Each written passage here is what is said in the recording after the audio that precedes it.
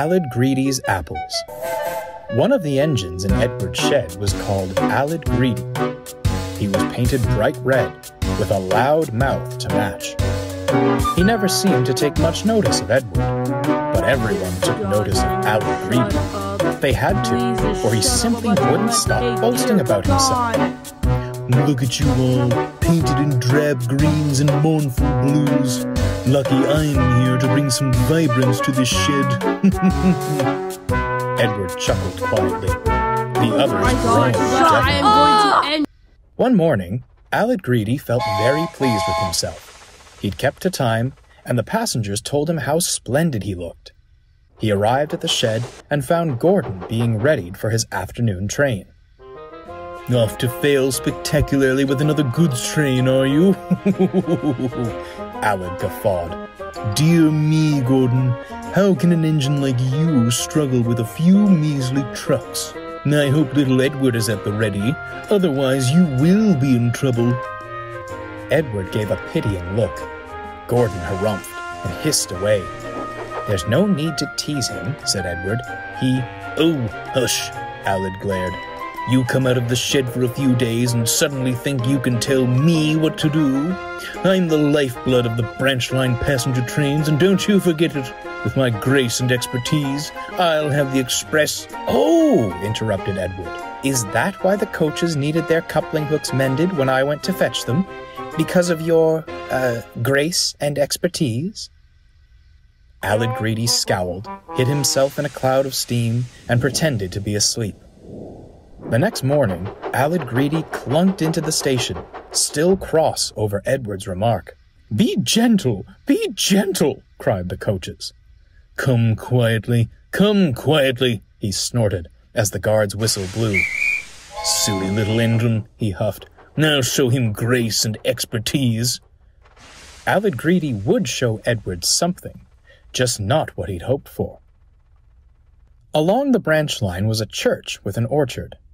The apple trees were well looked after to ensure their branches didn't obstruct the line. That morning, some of the church boys climbed a tree close to the railway. They thought they'd steal some apples while the vicar was preparing his Sunday sermon. Careful, John, said one. That branch doesn't look very sturdy. It's sturdy enough. Just you be ready to catch the apples. Soon, Aled Greedy came snorting along. He was still thinking what he'd say to Edward when they next met. Come along, he puffed. The boys saw him approaching. Startled, they scrambled frantically down the tree. The branch John stood on couldn't bear the weight any longer. As he jumped, it snapped, still clinging to the trunk but dangling over the railway line. Come along, snarled Aled. Oh! Hearing the thud, the driver stopped the train. When he and the firemen came around front, they laughed until they cried. That's one way for us to get some peace and quiet, eh? Cackled the firemen. Apples were stuck in Aled Greedy's teeth. They and the branch muffled his cries of indignation. Serves him right. All that boasting gave me a terrible headache, smirked the driver. All day, Aled Greedy traveled up and down the line, the apples and the branch staying firmly in place. The passengers didn't think him splendid now. They erupted with laughter as he passed. Aled's face turned as red as his paint. Unlike the passengers, the vicar wasn't laughing when Aled next passed the orchard. Give me back my apples, you thieving engine!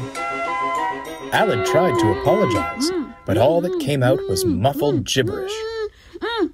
When the fat director visited the shed that night, he wasn't laughing either. This wasn't your fault. I have spoken with the vicar about keeping his church boys in line. However, I do not approve of the ruckus you've been causing. You will stay as you are. Perhaps a night of quiet reflection will set you straight. He spun on his heel and strode away. The other engine snickered. I say, little Edward, winked Gordon, how does the old saying go? An apple a day keeps the director away. It seems several bushels couldn't keep him from Aled, chuckled Edward. Aled Greedy had certainly gained expertise about apples, but felt far from graceful.